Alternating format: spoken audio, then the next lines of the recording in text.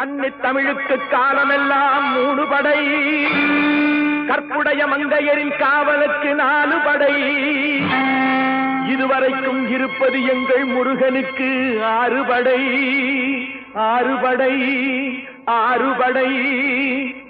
இன்று எங்கள் மருதமலை கோயில் ஒரு 7 படை, 7 படை, 7 படை.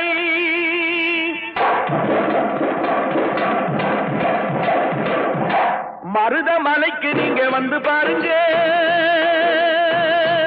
ஒரு தரம் மருதமலைக்கு நீங்க வந்து பாருங்க, ஈசன் மகனோடு மனம் விட்டு பேசி பாருங்க. மருதமலைக்கு நீங்க வந்து பாருங்க, ஈசன் மகனோடு மனம் விட்டு பேசி பாருங்க. தீராத வினைகள் எல்லாம் தீர்ந்து போகுங்க, சத்தியமா சொல்லுறேன், தீராத வினைகள் எல்லாம் தீர்ந்து போகுங்க.